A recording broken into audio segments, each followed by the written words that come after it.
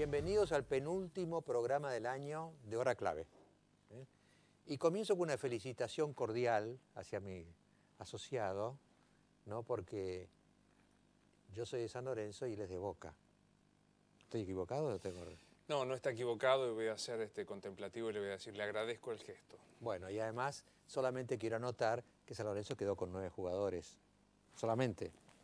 El miércoles charlamos si quiere otra vez. Muy bien. Va. Y bueno, como estamos a fin de año, con Navidad, Año Nuevo, todas las cosas que vienen, es un momento quizá apropiado para hacer balances, recordar fechas, pensar el año que viene. Y yo estaba pensando cuando preparaba este comentario de esta noche, estamos a fines del 2008, ¿no? Hace 7 años, estábamos a fines del 2001, ¿no? Que es el año que nos hace temblar a todos por los recuerdos que trae, ¿no? A fines del 2001 el país entraba en una crisis total, ¿no? Bueno, se caía de la rúa, todo lo que pasó, ¿no es cierto? Pero en el 2002, al año siguiente, el país empezó a recuperar, esa es la verdad, ¿no? Parecía una crisis terminal y un año después empezaba como a, con Duhalde, con Labaña, empezaba a levantar y siguió levantando. Y el país creció extraordinariamente hasta este año. Quiere decir que hubo varios años. Entonces yo digo, estaba leyendo hoy el reportaje que le hace La Nación a Duhalde, ¿no? Y claro, Duhalde reconoció por primera vez públicamente, yo lo había reconocido en privado, que cometió un ligero error al designarlo a Kirchner como sucesor, y no sé si le perdonarán alguna vez ese error, ¿no? Son errores, son como el corralito, son cosas que quedan en la historia y difícil perdonar. Pero también yo creo que para ser ecuánime con Duhalde, él estuvo en cabeza de la recuperación también. Es decir, si metió la pata, digamos, en el 2003, al designarlo a Kirchner como sucesor, y ahora lo reconoce, el 2002, él también estuvo detrás del comienzo de la recuperación, y eso hay que reconocérselo, ¿no? Entonces yo pensaba, si el 2008 es un año medio en baja, ¿se podrá repetir en el 2009, digamos, la recuperación del 2002? Esta es la primera pregunta que me hago, ¿no? Entonces esta pregunta me lleva a preguntarme, ¿pero cuál fue el secreto del 2002? ¿Por qué en el 2002 la Argentina resucitó prácticamente, ¿no? De su muerte en el 2001? Y haciendo la lista de las cosas que hizo el gobierno en ese momento, hizo varias cosas muy polémicas en su momento, que siguen siendo polémicas, pero que de alguna manera generaron la recuperación. La primera fue la devaluación. Por supuesto, todo el mundo ha criticado la devaluación, se hizo muy desprolijamente. Remes, pobre, fue muy criticado. Esta mañana hablamos con Todesca, con el segundo de Remes.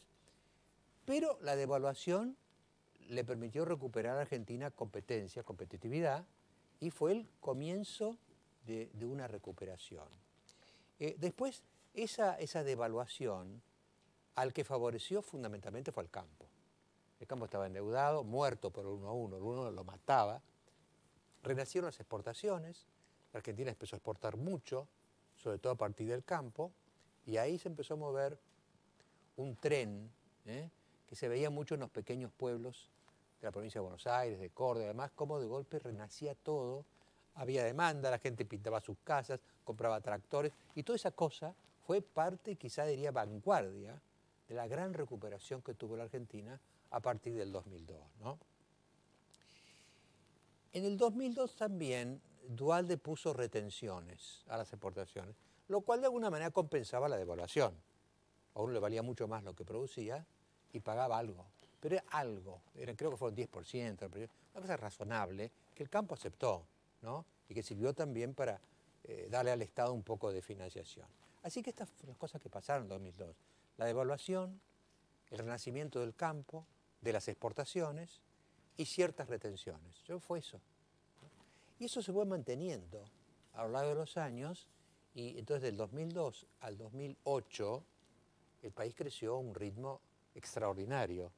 8%, 7%, 9%. El 2008 ha sido un año mucho más traumático, porque yo creo que lo que empezó en 2008 empezó cuando los Kirchner quisieron prácticamente confiscarle al campo sus ganancias, su gran ganancia esa época, como hicieron con las AFJP. Ellos se quedan con todo, ¿no? Y el campo resistió. Y lo que le pasó al campo, se metieron con algo diferente de los empresarios que conocían. El campo peleó y peleó. Y entonces vivimos varios meses de una crisis, un enfrentamiento total entre el intento de confiscación de los Kirchner y la resistencia del campo, que terminó de alguna manera con el desempate del vicepresidente, como tener hoy en el programa. Yo no sé si fue un desempate en el Senado, pero en verdad si uno mira entre el gobierno de los Kirchner y el campo, hubo una especie de empate, porque el campo está peor que antes, Kirchner está peor que antes. Es como si hubiera un empate en que ambos perdieron, cosa rara para el fútbol, ¿no? Ambos perdieron, el campo está mucho peor y los Kirchner están mucho peor, ¿no? Y así quedaron, Mañana la presidencia anuncia por la tarde un paquete de medidas sobre el campo. Y uno dice, bueno, ¿no habrá llegado el momento de pensar en 2002? De pensar en que existe la posibilidad de una recuperación todavía. Ahora, ¿qué tendría que hacer el gobierno de los Kirchner para que el 2009, que es el año que se nos viene encima, fuera como el 2002, digamos, fuera un año de recuperación, ¿no? Bueno, yo creo que tendrían que, primero, liberar de nuevo las exportaciones. Porque lo que ha pasado no es solo que las retenciones están altísimas para la baja de los precios internacionales que hay ahora, sino que están Moreno y Echegaray sentados en las exportaciones agropecuarias, la dejan salir cuando quieren, cuando no quieren, la tienen en total incertidumbre, ¿no? Y están sentados sobre ellas, y bueno, entonces el campo sin exportaciones queda como con su mercado reducido, mercado interno nada más, y va languideciendo, y la lechería, la carne, el trigo, todo va como agonizando. Entonces tendría que liberar las exportaciones. Primera medida. Segunda medida, yo estoy pensando en lo que va a decir mañana Cristina, ¿no? Segunda medida, lo que tendría que hacer es bajar drásticamente las retenciones. Este 35% que parecía, y por el cual luchó el campo en realidad, en mediados del año, y con los precios internacionales que había, bueno, se aceptaba de alguna manera. Hoy, con la baja de las commodities y de los productos de exportación argentinos en el mundo, es insostenible. O sea, mantener el 35, y si dicen que en lugar de 35 es 30, es lo mismo, ¿no? Es hundir del todo al campo, ¿no? Ahora, para que hubiera este tipo de medidas mañana, usted siempre dice que soy un poco ingenuo, ¿no? Pero supongamos, hagamos la imaginación de que podrían ocurrir, tendría que haber un clima entre el gobierno de los Kirchner y el campo de reconciliación. Tendrían que volver a hablar, dialogar, no verse como enemigos, y en ese clima es posible. Imagina, cuando Duhalde hizo la devaluación de lo que hizo, no tenía un clima de confrontación. Trataba de saber cómo zafábamos donde estábamos, ¿no? Y por supuesto, aun cuando se hiciera esto, las commodities han bajado mucho. Pero a mí la sensación que me da es que han llegado como a un piso, como la crisis mundial, digamos, esto ya es la crisis mundial, ha llegado a un piso y me parece que a partir de ahora empieza como una recuperación. No sé si volverán al precio que tenían en marzo del 2008, pero pueden llegar a un precio razonable que sostenga una recuperación. Este panorama, este horizonte que yo planteo en las vísperas del anuncio presidencial, es posible, puede pasar. Digamos, es posible y es preferible.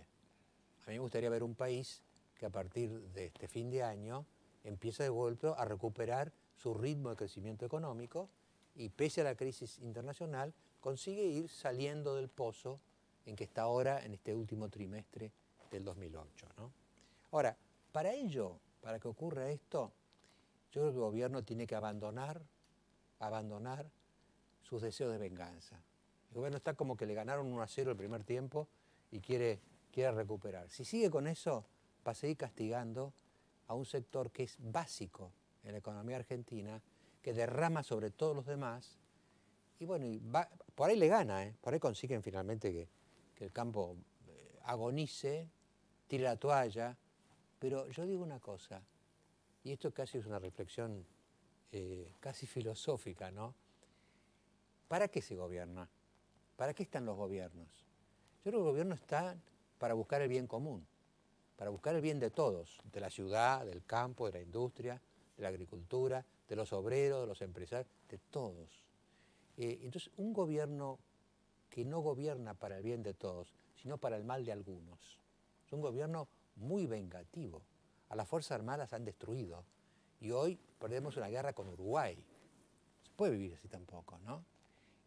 Además que con la Iglesia no pudieron mucho porque la Iglesia se hizo respetar y ahí quedaron, ¿no? Pero la mala intención también está ahí. Y al campo se la deben, ellos creen que se la deben. Entonces, con ese criterio van a conseguir el mal de algunos. Ya lo están consiguiendo, el mal del campo, por ejemplo, pero no el bien de todos. No se puede gobernar contra, hay que gobernar a favor de la sociedad, a favor del país, y no en contra de enemigos que tiene el gobierno. Yo digo que si los Kirchner pudieran reconsiderar su actitud y anunciar a partir de mañana medidas para una Argentina 2009 que se acerque a la Argentina 2002, que vuelva digamos, a promover, a alentar y a beneficiarse de una recuperación económica, bueno, me parece que podrían ponerle punto final a lo que fue el 2008, que fue un mal año para ellos, sus encuestas han caído al piso, esa es la verdad, y podrían de alguna manera, bueno, subsistir bien, ¿no? Ahora, si no lo hacen, si se empeñan en gobernar contra algunos y no en bien de todos, lo que ellos no hagan, lo hará seguramente el post-kirchnerismo. En el próximo bloque, dijimos No lo decimos no, ahora, si le parece. Como bien. Siempre, para comunicarse con nosotros, horaclave@c5n.com, los mails que al final del programa resumimos, horaclave@c5n.com. En el próximo bloque, Elisa Carrió. Las siguientes empresas acompañan a Mariano Grondona.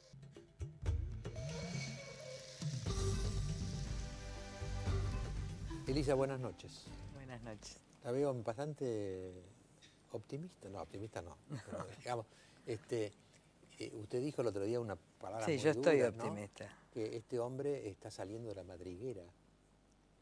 ¿A quién se refería? Al jefe de la asociación ilícita, a Bueno. Néstor Kirchner. La verdad es que esta semana, como no avanza el tema en la justicia y avanzaba el tema del juego, como creo que acá Carlos Pañi en La Nación reveló lo que iba a suceder en Capital y además nosotros veníamos trabajando mucho en provincia de Buenos Aires y en la capital este tema. Y entonces el martes articulamos una estrategia que tenía que ver, yo lo llamé a Luis Juez para ver si declaraba ante la justicia.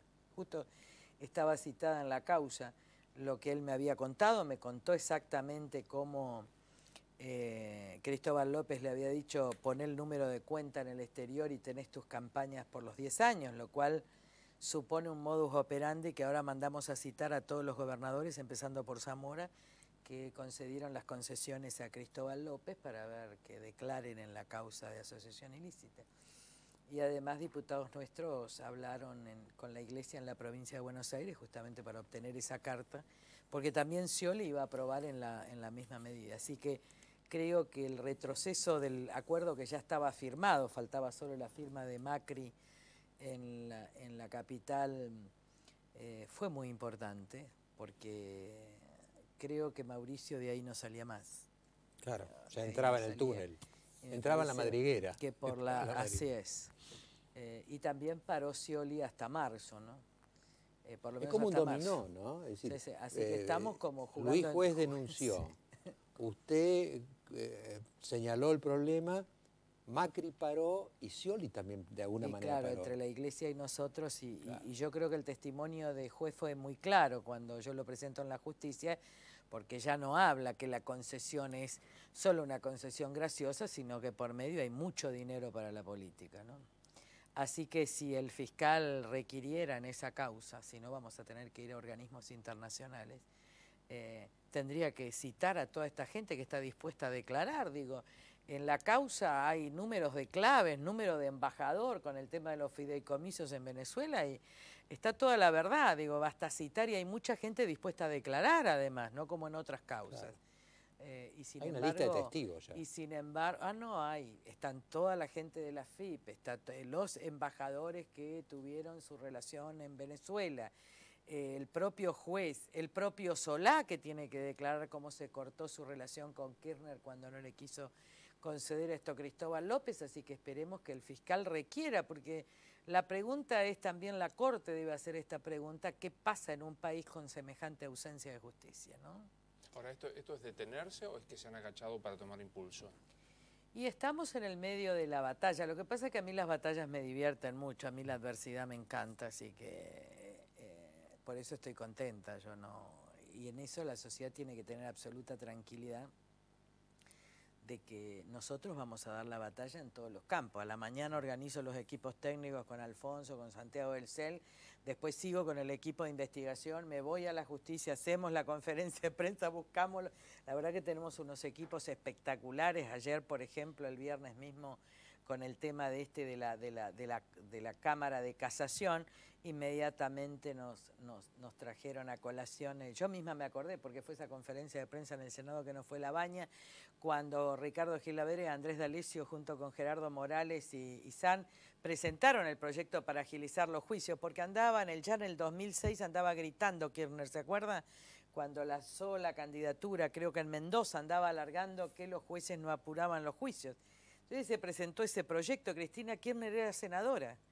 La verdad es que ellos usan demagogia y ahora vienen a demostrar que en realidad el problema ha sido del gobierno, con las dos mayorías en las cámaras y que el fallo de la casación aplica los tratados internacionales y la ley, pero que frente a la demora clara del Congreso, donde ella era senadora, porque todo esto se originó cuando ella era senadora, incluso el proyecto estaba cuando ella era senadora, y las quejas de ellos estaban cuando ella era senadora, es inexplicable, salvo que la cuestión de los derechos humanos sea una mera propaganda. Así que, bueno, estamos allí y tratando de apuntar este tema del campo. Nosotros ya dijimos hace un mes y medio que en el tema del campo hay que bajar drásticamente retenciones. Es más, si yo fuera presidente ahora, iría más que el programa de la coalición cívica.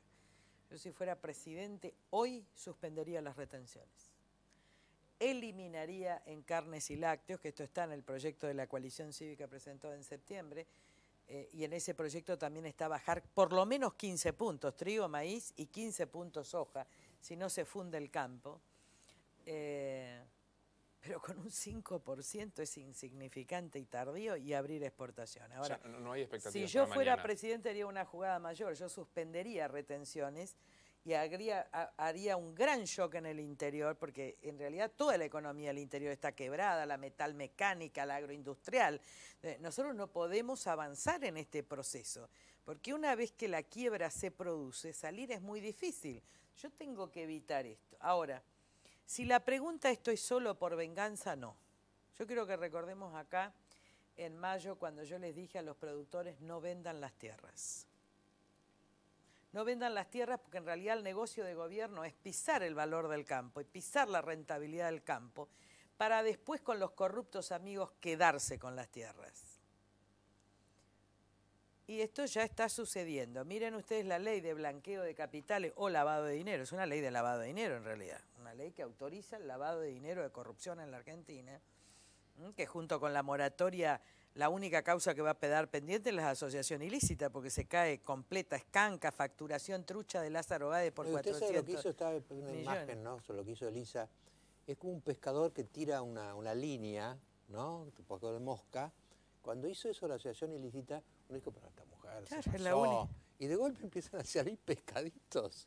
Pero ¿no? además, Coleteando. Pero ¿no? además la única causa que va a quedar pendiente en la Argentina es la asociación ilícita. Claro, porque todo lo demás lo borran ellos. Porque si no es por modus operandi y van el resto de las causas se caen. Como uno sabía que lo que venía era el blanqueo, la asociación ilícita permite, primero, que cuando huyan sean detenidos, y en todo caso sea responsabilidad de la justicia argentina que no averigüe la enorme cantidad de delitos. Y ahora que estas causas pasan a formar parte de la asociación ilícita, aunque caigan por evasión. Es decir, que la única causa que va a quedar en pie, no se entiende las cosas cuando uno las hace, pero después se entienden perfectamente, es esta causa. Por eso la enorme responsabilidad con toda la nación y la república de Ercolini y del fiscal. Ahora, dictan la ley de lavado de dinero y miren lo que dice. Por supuesto que esa ley no se va a aplicar para los evasores ni para gente que quiera, porque no permite la entrada en blanco, ni siquiera mayor cantidad de entrada en blanco. Le va a permitir a los amigos. Van y compran la tierra. Con 4.000 millones de dólares que blanqueen, quebrado el campo argentino, se quedan con el campo argentino. Por eso yo les digo a los productores que no vendan, que resistan, que esta batalla la vamos a ganar. Pues hay muchos que están resistiendo. Yo cuando uno va al campo, Sí, que no toda vendan la tierra. La cantidad de bolsas blancas que hay, porque no pero han el vendido la problema soja no es la tampoco. bolsa blanca. El Sí. problema es que después van a querer vender, le van a ofrecer mucha plata por los campos. No vendan los campos, aguanten unos meses que la batalla la estamos dando y la estamos ganando. Por supuesto que hay pérdidas. Miren el tema de los jubilados, porque la primera mitad del año fue el campo, y yo no comparto con usted que se perdió. Se ganó para siempre que ningún poder político pudiera poner 50, 60%, eso se ganó. Estamos mal, pero estamos bien para adelante, y además la dignidad de la nación se plantó frente a ellos. La segunda mitad del año fue el gran engaño a los jubilados de la nación. Primero diciendo que iban a aumentar, ¿se acuerdan? Que no aumentaron, que finalmente era una fórmula tramposa que engañaron a los jubilados del ANSES. Y la segunda parte fue llevarse el mercado de capitales, llevarse los fondos de los jubilados y aplicar ahora los fondos de los jubilados del ANSES y de las FJP a la heladera, al auto, a sus propios negocios y algo más. Como sacaron el mercado de capitales, hoy los empresarios están siendo extorsionados y tienen que ir todos a hablar con Vudú, porque el Estado Kirchner, que es jefe de la asociación ilícita, pasó a ser accionista, es decir, el Estado, controlado por Kirchner, de grupos de medios de comunicación, de bancos, de empresas. Van a tener directores por todos lados. Así. Y ahí está la extorsión. Entre las empresas que antes se financiaban en el mercado de capitales y ahora tienen que ir a negociar con Kirchner a través de Vudú. Y entre las empresas que tienen como accionistas y van a pedir directores a este grupo de delincuentes, en realidad de nuevo se produce una nueva extorsión. Y en el medio los jubilados, que se le podría haber aumentado para aumentar el consumo, 200 pesos como limosna del saqueo. Por única vez. Por única vez. Hay un blanqueo más que me parece este 2008 ha traído, que es que claramente el poder es Kirchner y Cristina la declamación. Miren, esto es Rumania. Esto es Ceausescu. Un hombre que empezó liberalizando y que después cerró todo, controló todo, garantizó impunidad. Cuando en una nación alguien gobierna sin haber sido elegido por el pueblo, es un gobernante de facto. Es un gobernante de hecho. Y cuando además gobierna autoritariamente y confiscatoriamente y garantiza impunidad en la justicia, en una clase de universidad se llama dictador. Es un gobernante de hecho que gobierna autoritariamente. Nosotros estamos en manos de un dictador gobernante de hecho con un presidente títere, que en este caso es su esposo. Es igual a Rumania. Y ojalá que no terminen como en Rumania. Pero lo cierto es que terminan. Porque las sociedades no pueden vivir sin esa dignidad. Yo les quiero explicar algo, porque dice, Carrió denuncia. Digo, la verdad, quiero decirle algo a todos ustedes. Alguien se tiene que animar. Claro, no. Si los empresarios no se animan, si los periodistas no se animan, no todos los periodistas, pero muchos. Si los jueces no se animan, si los fiscales no se animan, si la corte no se anima, si nadie se anima, alguien se tiene que animar. Y a lo que dicen Carrió no tiene propuestas, miren, Les voy a contestar con esto. Nosotros estamos haciendo la propuesta ahora. Si usted está con su hijo en el comedor de su casa y está haciendo los deberes y dice, vamos a hacer la propuesta, a ver qué vamos a hacer el año que viene, qué vas a estudiar. Y en el medio están los ladrones en el cuarto. Lo primero que hace es sacar los ladrones del cuarto, que te están robando la casa. Y lo otro que haces es decir qué vas a hacer el año que viene. Ahora, la pregunta ahí, Elisa, es, ¿quedan en el país reservas morales para esta contraofensiva? Primero, la oposición está unida. Llega a fin de año y la oposición está unida. A mí la sociedad nos pidió que controle, controlamos. Y miren la batalla que estamos dando. Y pasen la Navidad tranquilo, porque yo ni siquiera me voy de vacaciones. Los diputados están exhaustos, pero dimos todas las batallas, los senadores también. Ahora, yo me quedo a controlar a este bandido, porque es una cosa tremenda. Van a ser, ¿te imaginan, en enero sin nadie? Ahora. Si uno se distrae. Claro. Así que uno después veré cuando regresen ellos. Lo segundo que nos pidieron es que unamos la oposición. Hicimos todos los acuerdos.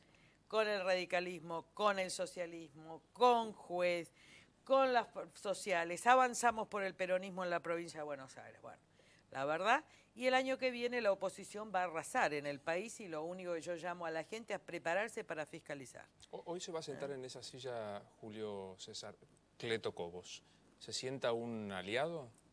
La verdad es que ese es un problema del Partido Radical, es vicepresidente de la República, yo no opino. Lo único que hice muy claramente, yo evité el golpe en agosto y me parece que esto tiene que ser un ciclo que empiece por elecciones libres y disputadas, así que está tranquilo, este es un problema. Ahora, cuando el gobernante del dictador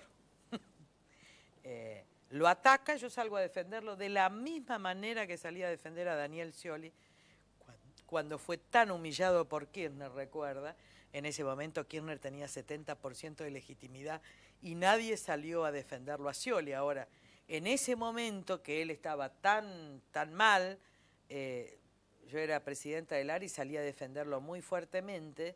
Ahora, los hombres también tienen que recapacitar. Daniel Scioli, ¿por qué se deja humillar siempre? Hablando de nombres, Elisa, ¿es lo mismo Vudú que Massa, o Massa dicen que está incómodo y con ganas de irse? Mire, yo ya no creo más en nadie. Lo cierto es que se han robado el dinero de los jubilados, lo cierto es que Vudú y el segundo, que es el gerente de asuntos financieros del ANSES, están negociando y están negociando algo peor, que le den bonos que no valen nada del Estado argentino a cambio de acciones, con lo cual están vaciando los fondos que tienen. Así que la verdad es que son sin entidad moral. Hoy usted escribía el artículo en La Nación, finalmente, ahora se entiende lo que es el contrato moral. Cuando no hay mínima base moral, no funciona ni la economía, ni las instituciones, ni la política, y estamos llegando a una barbarie. Esto es barbarie. Confiscación, atropello, impunidad, ley de lavado de dinero, moratoria, abogados penalistas asesorando al dictador a ver cómo se dicta una autoamnistía penal, y se la dictó, moratoria y blanqueo. Digo, me parece que de todas maneras yo tengo tanta fe en el futuro y además vamos a ganarle la batalla, porque se la vamos a ganar. Fíjense que no nos pasa, no me va a pasar nada, que nadie, a veces la gente tiene miedo en la calle, yo ando enojota, tranquila. Ahora, hay que perderle miedo. Las sociedades que vencen el miedo a los dictadores los hacen caer. Dígame una cosa, Lilita, ¿qué escenario podría haber en el país si, como es probable, ellos pierden las elecciones de octubre y pierden el control del Congreso? No, eso está asegurado. En octubre, por lo menos yo como líder de la oposición, voy a hacerlo, y miren lo flexible que estoy, justamente para que arrase la oposición y se unifique en el país. Eso está asegurado. Pero, mire, Mariano, vivamos día a día. Vivamos día a día. Vivamos día a día. Y cuando digo esto, que el dictador caiga, digo bien, no digo que caiga el poder institucional, ¿se entiende? Que es la presidenta de la República. Pero el que debe caer es el dictador. ¿Pero hay posibilidad que se disuelva lo que hasta hoy es un matrimonio? Bueno, la pelea es contra el dictador. Yo no estoy tocando a la señora presidenta de la República. Ahora, es legítimo, es democrático, es constitucional pelear por la caída de un dictador o un gobernante de facto, porque el señor Kirchner no fue elegido por el pueblo. En nombre de la democracia y la república tenemos que voltear al dictador. para preservar el poder institucional de la señora presidenta y el señor vicepresidente. Así. Pero al dictador hay que voltearlo. Y que no me vengan a decir que esto es autoritario, porque no lo eligió nadie. Y además es jefe de una banda de ladrones. Haciendo esta lista que Está un estamos poquito haciendo. dura, pero no importa. Pero es la verdad. Digo, si usted tuviera en la Para que usted facultad, diga que está un si poquito usted dura. tuviera en No, la ese facultad, nombre, ¿es un dictador o no un gobernante no yo elegido si por el tuviera pueblo? una mesa redonda en la facultad, habría duda entre dos palabras. Dictador o tirano. Bueno, ¿está bien? El tirano para los griegos, dictador para los modernos. Es lo mismo, es un problema. Dígame una de- cosa, Lilita, haciendo esta lista, ¿no? Después de lo que pasó con el juego y con Cristóbal López, Macri para usted, ¿es recuperable para todo esto? Yo me alegro que lo haya hecho. Sabía que es un hombre capaz de hacer este tipo de acuerdos y de negocios, pero hubo límites. Y me parece que hubo límites en su propia fuerza. Hubo límites, yo creo que Federico Pinedo fue una persona importante. Y yo me alegro que se haya parado. Yo de esto no saco ganancia, ¿me siguen? La verdad que alguien me dijo, a vos te hubiera convenido que Macri lo firme. Le dije, a nadie le conviene el delito. Claro. Y en realidad lo firmaron Pero, sus amigos. digamos, el que le dijo eso, quizá estaba pensando que el premio era la capital para usted. Pero eso no es lo importante es parar el delito. Y yo estoy contenta porque paramos el delito y lo paramos en Capital y lo paramos en Provincia de Buenos Aires y habrá que seguir peleando. Lo que sí ruego a la justicia argentina, a la Corte, al juez, al fiscal, que en cualquier país mínimamente serio del mundo se estaría citando y requiriendo por algo que daña tan gravemente a la nación. La verdad es que siempre me han culpado de no aportar las pruebas. Ahora que vieron que el juez dice, por favor que me llame el fiscal. Sí, Ahora se dan además no puede cuenta decir. que si la justicia no actúa, digo, frente a eso, finalmente somos ciudadanos. Además hoy en la comunes de radio, la juez, nación. lo del juez, aparte de su coraje político, es un testimonio judicial lo que ha hecho él. Así es, y además Un dijo, testimonio. puedo decir de otras personas que recibieron Sí, sí, sí. esos Él beneficios. se ofreció como testigo, esa es la verdad. Todos se ofrecen como testigos. Todos están dispuestos a hablar a la justicia, pero el fiscal no requiere. Funcionarios de la FIP van a hablar solo ante la justicia. Embajadores van a hablar ante la justicia. Empresarios van a hablar ante la justicia que no aceptaron determinado nivel de coima. Digo, hay hasta ex empresarios dueños de alguna de las empresas ahora complicadas que van a hablar. Resulta que Lázaro Báez estaba aterrado hace 3 semanas, los penalistas que lo asesoraron dijeron acá se zafa con una moratoria. Kirchner ordenó la moratoria y la ley de lavado como amnistía, y acá nadie actúa, porque si la justicia hubiera actuado, a lo mejor la moratoria ya no entraba. Hay un escenario que a mí no me queda claro. Hay que voltear al dictador, dijiste, Sí, sí. que es nada menos que el esposo de la presidenta de la Nación y vos preservás esta imagen institucional. ¿Hay espacio para que esto pase? Mire, institucionalmente hay todo el espacio, porque la lucha contra la dictadura es una lucha democrática. No, además, en definitiva es una decisión que tendrá que tomar en algún momento Cristina. Yo no tengo la culpa del marido que tiene, Pero ella dijo sí quiero en algún momento. lo que sea. Acá hay una señora que fue elegida por el voto popular y tiene que ejercer el mandato. Cuando ese poder es ejercido por otro, de manera autoritaria, ese señor es un dictador, sea el esposo, el primo, el tío, un militar o quien sea. Y a ese dictador tiene que caer en nombre de las instituciones de la República. Cuya presidenta es ella. Y nosotros preservamos desde siempre el poder institucional de ella. Lo que no podemos preservar es la dictadura de su marido. Ahora, ¿vos te imaginás que ellos puedan gobernar en este marco con una elección que les pueda ser adversa el año que viene? Dejé de ser profeta. No, dejó de anticiparse. Estamos viviendo- Yo, si quiere, se lo anticipo yo. Ahora todo el mundo quiere que yo diga, pues yo no hablo no, más. Yo pero lucho. en octubre, yo hago este silogismo elemental. Si con el Congreso que tienen ahora, con amplia mayoría en los papeles del kirchnerismo, les cuesta tanto conseguir cosas, trabajar, presionar, ¿qué les podría pasar mañana que estén en minoría? Pero no que no diga nada, que no diga Qué nada. apocalíptico que está. No sé, ya sabía que venía esto. Una última pregunta, porque Ahora le voy a decir a todos apocalípticos porque andan todos prediciendo. Yo no, yo estoy luchando. dígame, ¿Scioli es recuperable? Todos los hombres son recuperables. Siempre que se recuperen su dignidad y no se humillen frente al poder. Todos los hombres y mujeres son recuperables. ¿Cristina también? Sí, absolutamente sí. ¿Cuál sería el gesto de la recuperación de Cristina? Gobernar. Republicana y democráticamente, y separar al dictador. Nunca tu parentesco puede hacerte abdicar de el ejercicio de un mandato constitucional. Es decir, es como si yo tuviera un hijo y mandara. Es decir, para resumir este pasaje de la conversación, todos son recuperables menos Néstor. Bueno, porque es el jefe de una asociación ilícita. Y además no fue elegido por nadie. Eso. Es jefe de una asociación ilícita y además es un gobernante de hecho. Todo el mundo habla del presidente. Sí, sí, sí. Es un presidente de facto. Voy a ser irrespetuoso porque el doctor había dicho que era la última. Ya que no predecís, al menos un psicologismo, ¿qué crees que pasa por la cabeza de Cristina? Ya nada. No pasa nada. Y eso es lo peor.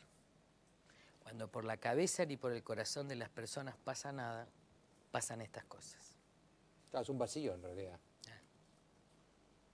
Es una foto. ¿Algo más, Luis? ¿Le parece? Gracias, Titita. No, al contrario, y feliz Navidad para todos y quédense tranquilos y disfrutemos este pequeño descanso y reposo. En el próximo bloque vamos a seguir de alguna manera con el tema, vamos a profundizar el estudio del lavado de dinero. Gracias, Letita. Chao.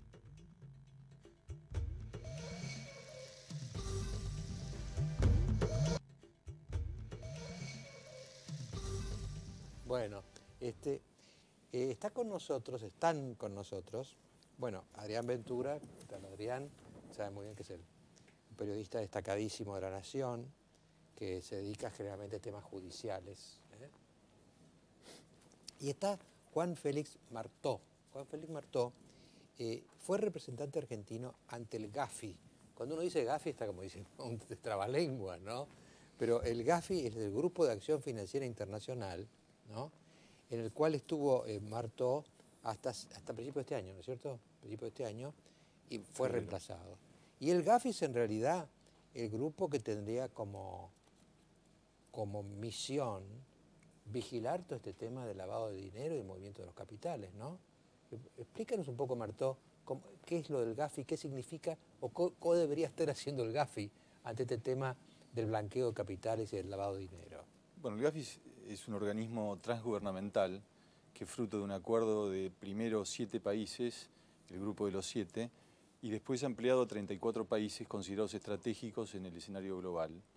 La Argentina es miembro pleno, junto con Brasil y México, en América Latina, de este organismo, que es un organismo típico hijo de la globalización, dicta recomendaciones, estándares, que pretenden ser aplicados a nivel global, desde África hasta Inglaterra, desde Canadá hasta Austria, pasando por los más diversos países, deben aplicar los estándares del Gafi en materia de lavado de dinero en principio. Así nació el Gafi, preocupado por el lavado de dinero del narcotráfico, y a partir del 2001 también la financiación del terrorismo. Ahora, este blanqueo que ha aprobado ahora el Congreso, ¿cómo nos deja frente al Gafi? Bueno, el Gafi ya tuvo una primera reacción que justamente fue publicada por el diario La Nación, donde el presidente, a quien conozco mucho, trabajé durante 4 años con él, le dice al ministro de Economía argentino que debe tomar recaudos en materia de lavado de dinero. Puntualmente lo que más preocupa al Gafi es la ausencia en la nueva norma de la cuestión de la legitimación de los fondos que van a ser blanqueados. No les piden de dónde vienen. Y este es un eje clave en la política antiblanqueo y contrafinanciación del terrorismo a nivel global. Saber efectivamente de dónde vienen los fondos, hacerle la trazabilidad de los fondos, para esto es clave saber a través de declaraciones juradas y de otra serie de pruebas cuál es la legitimidad de estos fondos. En el discurso, Adrián, de Agustín Rossi, cuando sostiene el proyecto, él dice las leyes penales en contra del lavado no permiten que ingrese cualquier tipo de fondo, narcotráfico, juego espurio. Pero una ley modifica otra ley y ellos terminaron aprobando una ley, la ley de blanqueo de dinero, que parece tirar por la borda todas las demás. Con lo cual, realmente no tiene ninguna explicación racional honesta la aprobación de esta ley. si esta ley la aprobaron es porque la ley tiene un dueño, alguien o algunas personas muy interesadas en haber aprobado la ley. El único problema es que no sabemos de quiénes estamos hablando. Es decir, alguien logró la aprobación de esta ley para obtener algún beneficio muy concreto y por eso la ley, contra las recomendaciones del Gafi, esa ley se aprobó igual. Lo que el gobierno advierte, me parece, el Gafi envió una carta al gobierno argentino, al Ministerio de Economía, como dice Félix Martó, envía una carta señalando las deficiencias de la ley y pidiendo un informe. Pero lo que está haciendo el Gafi no es una evaluación a futuro, diciendo, bueno, vamos a ver qué hacemos el año próximo. En realidad, la carta misma, el señalamiento mismo, es la indicación de que la Argentina es un país corrupto. Eso ya es una vergüenza internacional. Y el Gafi, con esa misiva, que el gobierno mantuvo en secreto durante 5 días hasta que la pude descubrir, con esa carta, lo que hizo el Gafi fue descolocar a Argentina internacionalmente. Señores, si ustedes van a mandar fondos a algún país del mundo en un momento en que nadie se desprende de capitales, no los manden a Argentina porque ese es el paraíso del lavado. De ahí no van a poder volver. Es impresentable este país. O sea, Argentina ya ahí pierde. Yo me estaba acordando de un artículo que publicó Marcos Aguinis ayer sábado, donde dice que la corrupción en Argentina es desenfrenada. Es decir, no dice hay corrupción en la Argentina, sino que es desenfrenada. Justamente, ese es el problema que tenemos. El tema no es lo que dice el Gafi a nivel de un estándar normativo, que nos equivocamos. El Gafi es un grupo político que actúa como una task force y justamente lo que ha señalado en la evaluación anterior a la Argentina es que la Argentina, según las propias autoridades argentinas, tiene problemas de lavado de dinero a causa de la corrupción institucional, del contrabando y de ciertos tipos de fraude. Entonces está señalando directamente cuál es el problema del dinero que se blanquea. Entonces la mayor objeción que yo tengo técnica, jurídica e inclusive éticamente a la ley es que si la finalidad era blanquear dinero de la evasión, que esto ya es un problema en sí mismo, ¿por qué no le permitieron a la AFIP saber el origen de los fondos? Esta es la cuestión. Si se dice que se mantiene incólume todas las obligaciones contra el lavado de dinero y la financiación del terrorismo, lo que no hay que olvidar, ¿por qué es que a la AFIP, el principal organismo de fiscalización, no hay que decirle efectivamente de dónde se obtuvieron los fondos? Si se lo van a perdonar. Vamos a ir a un pequeño corte porque no sé qué razón técnica, pero yo le dejo una pregunta, Adrián. Usted conoce muy bien la justicia, ¿no? Realmente conoce mucha gente de la justicia.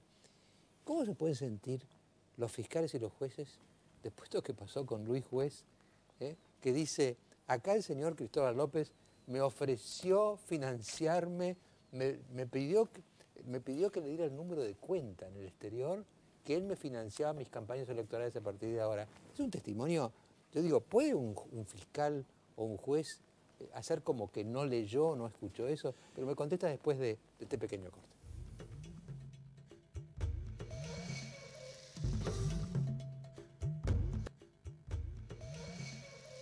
Bueno, había quedado una pregunta pendiente, Adrián. Así ¿no? es. Usted conoce bien el mundo de la justicia. ¿Cómo puede sentirse un juez o un fiscal cuando le están diciendo, como dice el juez, mire, a mí acá me ofrecieron... ¿Cómo puede ser que no actúe? Tiene que actuar. Tiene que actuar. Lo que pasa es que la justicia tiene miedo. Los jueces y fiscales normalmente son los últimos en dejar un barco que se hunde y en saltar al nuevo barco. Son los últimos en abandonar un barco y los primeros en saltar al nuevo barco. Porque tienen miedo. Los jueces y los fiscales, este gobierno particularmente, los castiga todo el tiempo y aparte domina todos los resortes para echarlos. Por ejemplo, ahora con el tema de derechos humanos... Está con la espada de Damocles acá. Claro, con el Consejo de la Magistratura, lo centralizaron más el poder todavía, hace 2 años, maniataron el Consejo de la Magistratura y ahora con el tema del, por ejemplo, la liberación de Astiz y de otros represores, ya amenazaron, ya iniciaron un proceso para enjuiciar a 2 jueces de la sala de 2 de la Cámara de Casación. En realidad no importa tanto al gobierno seguramente echar esos jueces por el tema de derechos humanos, pero es una señal, si ustedes sacan los pies del plato en cualquier otro asunto, también los echamos. Entonces siempre hay un mensaje muy amenazador hacia los jueces, hacia los fiscales, y naturalmente el Poder Judicial siempre fue muy retraído, digamos. En Argentina no se caracterizó por tener un poder judicial muy combativo de la corrupción. Y ahora se dan condiciones muy particulares para que se sientan todavía temerosos. ¿Podemos tener alguna esperanza en la Suprema Corte? Sí, pero lo que pasa es que la Suprema Corte le llega ya todo hecho. Claro. Y una causa penal es muy difícil que la Suprema Corte la pueda motorizar. La Suprema Corte, la Corte Suprema, que está teniendo un muy buen desempeño, con algunos fallos, pudo motorizar al Congreso a dictar nuevas leyes, a corregir algunos vicios, pero motorizar a todo un fuero penal donde las pruebas se cocinan, se diluyen, se construyen o se diluyen, por eso se cocinan en primera instancia, en la Cámara. Ya cuando llegan a casación están bastante diluidas. Cuando llega el tema de la Corte Suprema es muy difícil motorizar. Los tiempos. O sea, sería quizás pedirle a la Corte Suprema demasiado.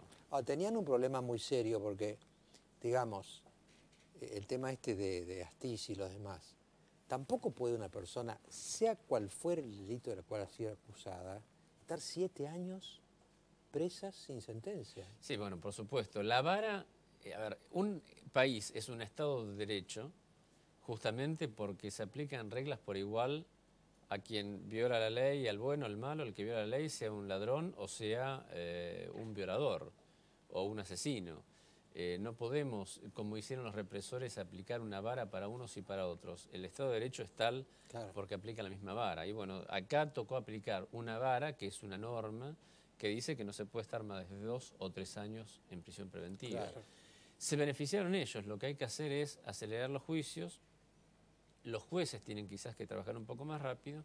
Y fundamentalmente el Congreso Nacional tuvo la oportunidad de hacerlo ya hace 2 años con un proyecto que lo mencionó antes Lilita Carrió, nosotros también lo publicamos en el diario. Hace 2 años tuvo la oportunidad de acelerar los juicios, no lo hizo porque el proyecto lo motorizaba el radicalismo y entonces el peronismo no lo quiso aprobar, el Frente para la Victoria. Por eso que la principal responsabilidad de la lentitud de las causas de derechos humanos es del Congreso, no es en este caso de los jueces, porque son causas muy complejas, 800 en todo el país, miles de testigos, miles de pruebas. Hay culpas compartidas, Mariana. Pensando vuelvo un instante a lo del blanqueo. Entrado en vigencia el estándar este nuevo de blanqueo, ¿nos pone a nivel de qué países? Bueno, no conozco antecedentes en este sentido. La pregunta que te hace Luis también. Pero digo... Usted no, yo lo conozco a él. Él está pensando en Suecia, en Suiza, ¿no? No precisamente. Digamos, en términos de lavado de dinero, los estándares internacionales tienen que aplicarse en todos lados. Y evidentemente la Argentina tiene la responsabilidad no de dejar agujeros en este sentido. Entonces la responsabilidad para Argentina va a ser mayor frente a esta ley. Pero yo lo que quiero señalar es que más allá de lo que pueda decir el mundo, el GAFI en general, como organismo, existe la lex mercatoria, la ley del mercado, y es evidente que en un momento de crisis internacional, todos los demás países que están aplicando políticas antilavado en el sistema financiero, sobre todo, están haciendo grandes inversiones. ¿Usted cree que van a dejar que los miles de millones supuestamente de los argentinos retornen tranquilamente a la Argentina sin decirles nada? Si los centros son Uruguay, Suiza, Estados Unidos, las Islas Caimán, las famosas Islas Caimán, entonces esos países y jurisdicciones van a dejar tranquilamente que los argentinos ahora con una ley de blanqueo, de perdón generalizado, de evasión, puedan hacerlo sin problemas. Yo digo, somos paragonables a las Islas Caimán. No, digo que la Argentina está en una situación mucho más delicada porque teóricamente es uno de los países que tiene que liderar las políticas antilavado. Preguntémosle qué va a suceder con el Banco Central de la República Argentina, que es el mayor organismo en esta materia, que tiene la responsabilidad de implementar estas políticas con todo el sistema financiero. Cuando usted va a un banco o a una casa de cambio, ahí se activa todo un sistema de conocimiento de la clientela. ¿Cómo se va a poder sostener este conocimiento de la clientela si la FIP, que es el principal, el otro más importante organismo del Estado en esta materia, dice yo no quiero saber nada de los fondos? Esto es lo que es objetable. Es objetable no solo para el gobierno, ahora los legisladores aprobaron esta medida. Pregunta más personal, ¿cómo fue su relevamiento de representante argentino en el GAFI? No, tranquilo, fue creo que una opción de la administración nueva. Yo cumplí 4 años en la anterior administración, trabajé con 3 ministros muy diferentes, Vélez, Rosati, Iribarne, trabajé muy bien. llevamos adelante políticas en este sentido. Aprobamos una agenda nacional, la primera del país, contra el lavado de dinero. Obviamente tengo misión crítica ahora que soy un abogado, porque veo que las políticas que llegamos en ese momento no se cumplieron ninguna. Aprobamos una agenda de 20 puntos estratégicos globales que nos metían estratégicamente con Brasil en el plano regional en esta materia.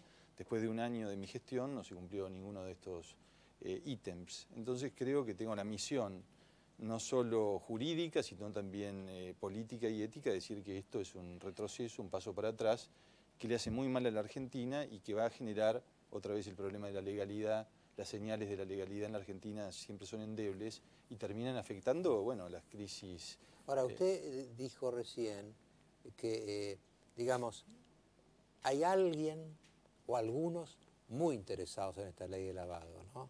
Esto es como decir, hay señores o señoras que esperan poder circular de otra manera con su propio lavado por esta ley. Es decir, no es inocente todo esto. Mire, yo no puedo juzgar al gobierno de la inocencia. Lo que está claro es que estos procesos de estos gobiernos y de estos estados que se muestran endebles en este tipo de políticas son aprovechados por el crimen organizado. Porque esto es lo que permite que cualquier argentino sea usado para blanquear con una tasa del 8% o una tasa del 1% si compra inmuebles, dinero que no se sabe de dónde viene. Una tasa muy barata, ¿no? 8% Claro. para blanquear dinero, Claro. es casi un regalo. Sí. Hay un artículo del diario El Universal del 6 de diciembre. El diario Universal es un diario mexicano donde habla del problema del narcotráfico en México. Obviamente México es un país que está siendo asolado por los carteles de la droga y advierte cómo los carteles de la droga corrompieron a los poderes políticos, al poder judicial y al poder empresarial de distintos países y menciona a Perú, a Paraguay y a Argentina. No da nombres de jueces, pero señala desde México cómo ese problema se fue extendiendo hacia el sur. Y este es el contexto en el que se da la ley de blanqueo de dinero. No es que estamos simplemente con una ley de blanqueo para salir de una crisis o una ley de moratoria para salir de una crisis económica, sino que es un país que está entrando en una crisis económica. No estoy tan seguro, Mariano, que en el 2009 se pueda salir de la crisis, sino me parece que vamos a terminar de entrar en la crisis económica. Y estamos entrando en la crisis económica, tenemos un gran problema de inseguridad vinculado con el narcotráfico, vinculado con armas, vinculado con el narcotráfico. Yo me acuerdo que alguna vez, hace varios años, hubo un debate sobre qué tenía que hacer uno con capitales que venían, ¿no? Un país, evidentemente, necesita capitales, Obviamente. además se le van, no solamente no vienen. 28.000 se fueron, 28.000 millones de dólares en 12 meses. Entonces, 28.000 en un año. Entonces, me acuerdo que la discusión era, bueno, que vengan los capitales, viejos. ¿De dónde vienen? No le preguntemos mucho porque necesitamos desesperadamente. Y alguien me dijo una cosa que siempre me quedó, me dijo, ojo, que algunos capitales que vienen pueden significar aparentemente un refuerzo económico, pero si con ellos viene el cartel, ustedes se están metiendo adentro del organismo un virus que después crece y no se va más. Y las señales en Argentina son malas en este sentido, ¿no? Lo dicen Naciones Unidas y lo dicen los ministros de... Sí, que estamos el siendo ministro de la penetrados. provincia de Buenos Aires. Para poner un ejemplo muy concreto de los últimos días, si Mario Segovia, el rey de la efedrina, detenido por 8 millones de dólares de exportación, bien digo, si hubiera sido posterior a la ley de blanqueo, ¿hubiera podido blanquear ese dinero? Bueno, cualquier argentino puede blanquear dinero. A partir de ahí, cualquier persona que está vinculado con este tipo de gente puede blanquear el dinero. No hay obstáculos, porque usted lo que tiene que decir ahora es tengo determinado capital y se presenta a la AFIP y no tiene que declarar ni el origen de los fondos ni la fecha de adquisición de los mismos. Esto es lo que es grave. Insisto con este punto técnico que parece irrelevante. Si fuera una política de blanqueo transparente, ¿por qué no se le declara el origen de los fondos a la AFIP? Claro. No, y a mí lo que más me preocupa, Luis, es esto. Bueno, supongamos que esto sigue, que empiezan a venir. Una vez que entraron, y una vez que entró la organización en la Argentina, esto lo pueden llegar a padecer este gobierno, el que venga, el otro, y varias generaciones. Porque fíjese lo de México, ¿no? Sí, bueno, Argentina es un país donde los males llegan para quedarse, ¿no? La emergencia económica, yo hace 90 años y seguimos en emergencia económica, y el problema de la droga me parece que llegó para quedarse y se fue agravando. Ya hace no sé, calculo unos 10 años que tenemos un serio problema en tema de droga y de narcotráfico, y hasta ahora todas las señales indican que nadie hace nada para... A mí me llama mucho la atención que no hay políticas muy activas en solucionar el problema del narcotráfico. De vez en cuando hay algún secuestro importante de cocaína, algún secuestro de efedrina, o sea, algún operativo espectacular muy de vez en cuando, pero no noto que sea una política de Estado sacarnos este flagelo de encima. Y esto me llama la atención. Yo me acuerdo que Richelieu, el cardenal Richelieu, una vez hizo un testamento político para Luis XIII, que era medio quedado, ¿no? Tenía miedo a morirse y que el rey le quedara medio huérfano, ¿no? Y entonces Richelieu por ahí dice, hay dos clases de problemas. Los fácilmente solubles y los insolubles, ¿no? Entonces, ¿cuál es la diferencia entre los dos? No es que sean grandes o chicos, sino si se los anticipó. Cualquier problema, el más grave del mundo, anticipado, es fácil de resolver. Cualquier problema, aunque sea pequeño, que se deja crecer, es insoluble. Bueno, y justamente en las políticas públicas actuales lo que se requiere es mucho diagnóstico y muy sofisticado, claro. Sobre todo en temas de este tipo, criminalidad financiera, narcotráfico, tráfico ilícito de armas, etcétera. Bueno, la trata ilícita de personas, que también aparece como un problema en la Argentina. Evidentemente se trata de agendas públicas muy sofisticadas, que lleva mucho tiempo implementarlas, pero claro, si tenemos técnicos y políticos que no tienen diagnóstico de situación, no conocen el mundo, ni conocen las repercusiones, creo que el problema es serio y grave. Les agradezco mucho, Adrián Ventura, les agradezco mucho, doctor Martó. Muchas gracias. Le quiero recomendar un libro de Martó. A ver, ¿dónde lo muestro? No me digan cámara 3 o 2, porque yo sé que nunca supe cuál es la 3 y cuál es la 2. Ah, esta que tiene enfrente. ¿Esa qué es la 3? No sé, pero es la, tampoco lo es la sabe. que tiene enfrente, Bueno, tengo entonces claro. lo muestro acá. Se llama Las Palabras del Orden. Proyecto Republicano en Cuestión Criminal en Argentina, Buenos Aires, 1880-1930. Juan Félix Martó. A mí no he leído todavía el libro, ¿no? Pero 1880-1930 fue la gran etapa de la Argentina. Era otra Argentina. Y en el 30 empezamos a meter la pata y desde entonces la seguimos metiendo, ¿no? Había proyecto y acción ahí. Bueno, muchísimas gracias. En el próximo Muchas bloque, gracias. el vicepresidente Cobos.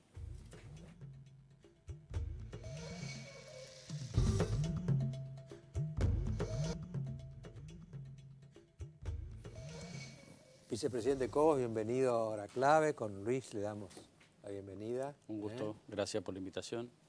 Bueno, yo diría que usted casi me animaría a decir que se ha ganado un nuevo amigo con todo esto que ha pasado, ¿no? Vamos a pasar un pequeño tape para presentarle a usted su nuevo amigo. ¿Por qué fueron tan duros con un hombre como Borocotó? A mi juicio, una excelente persona. Y son tan permisivos con quien tiene la responsabilidad de ser vicepresidente de la República y en vez de acompañar a la presidenta y al país en este momento, es una máquina de impedir y obstáculos permanentes.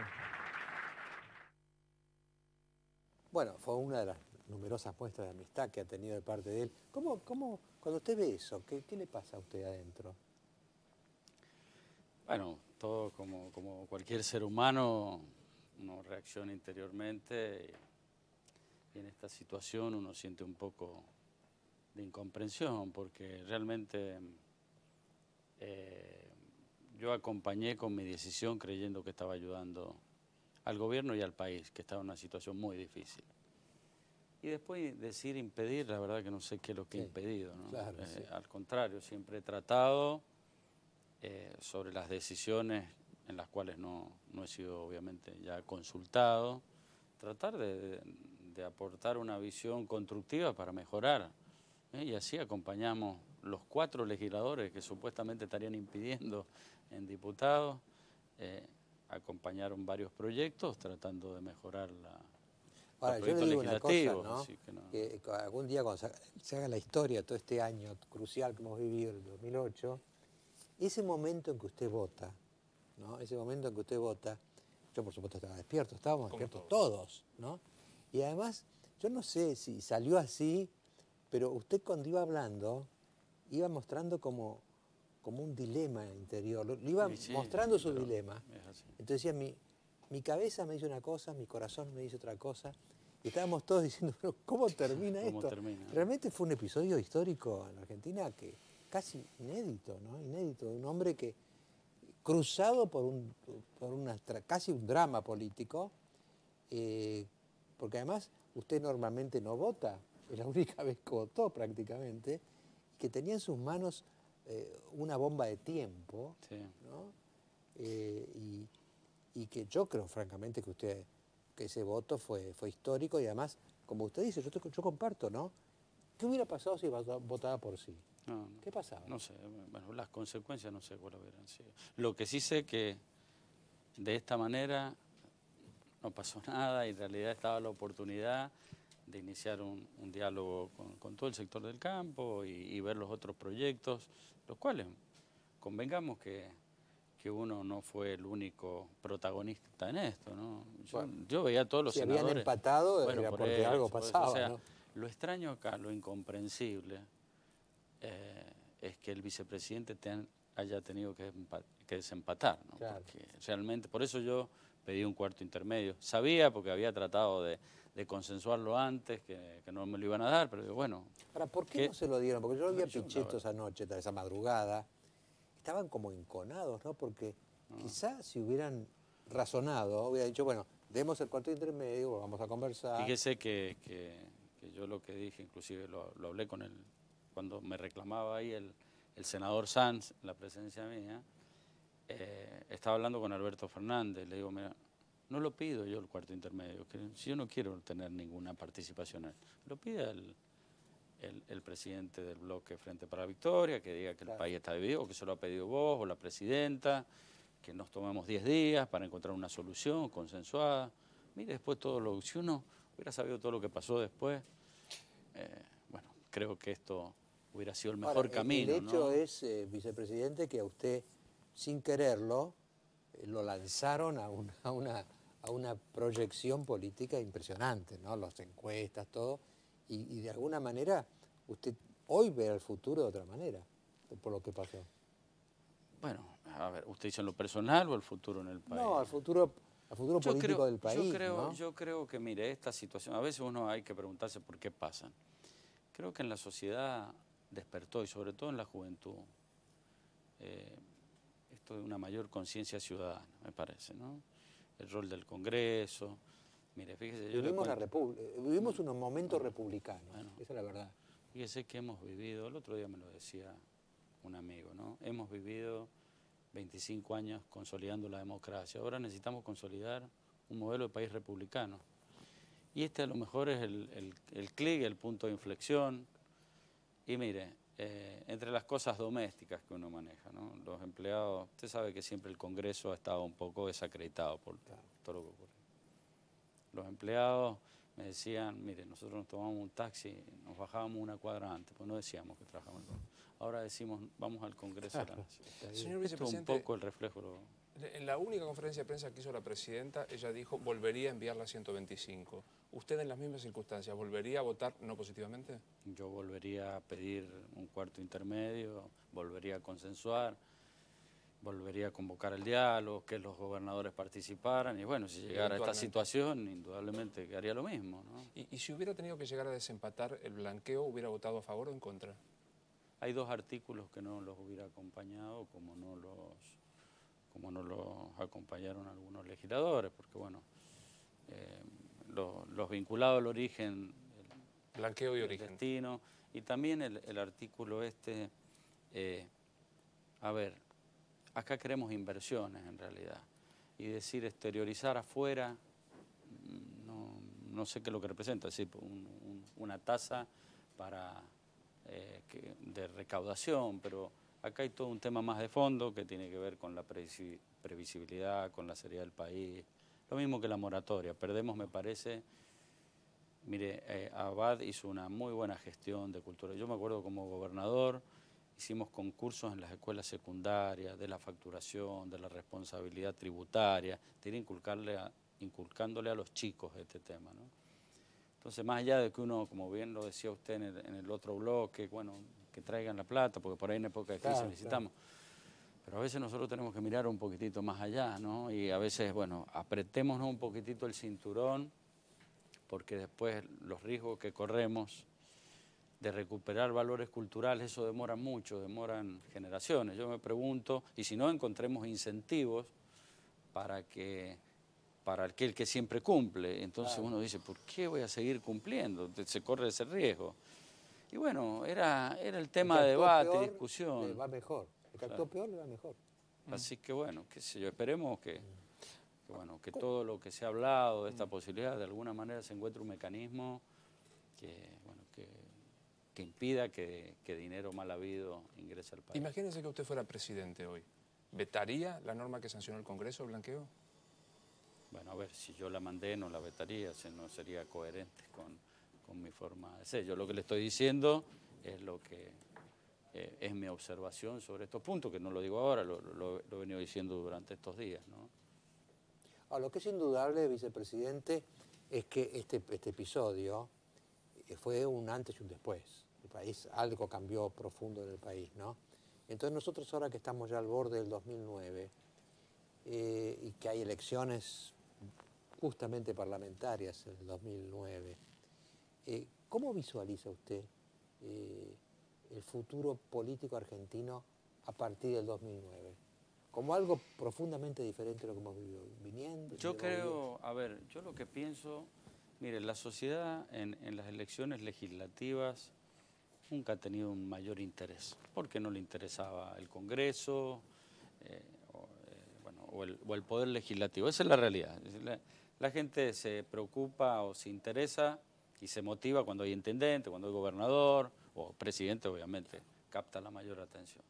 En este caso me parece que la sociedad va a estar muy atenta, va a requerir de cuáles serán las propuestas o el pensamiento de los legisladores, por lo menos en lo macro, en las cosas que hablábamos recién de modelo de país, ¿no? Así que me parece que va a ser una elección donde la sociedad va a poner la lupa en los candidatos, en los partidos y fundamentalmente en lo que van a proponer, que es muy raro en una elección legislativa que hayan propuestas, pero intuyo yo que en este caso pueden haber propuestas, porque generalmente es de apoyo al gobierno o con validación de la gestión o no, o un voto castigo, como por ahí se llama. Yo creo que en este caso la sociedad va a ser un voto responsable, creo que no va a castigar al gobierno, sino va a decir, bueno, a ver, a aquellos legisladores, aún los del gobierno, porque convengamos que hay muchos legisladores del oficialismo que están compartiendo el pensamiento del vicepresidente. El caso de Reutemann, varios, que usted los ve votar en las últimas, bueno, apoyan en general, pero mantienen su disidencia en algunos puntos, en algunos temas. Entonces, bueno, a lo mejor logran apoyo, pero siempre y cuando puedan convencer a la sociedad y decir, bueno, mi postura en los trazos gruesos del modelo de país que imaginamos es esta, ¿no?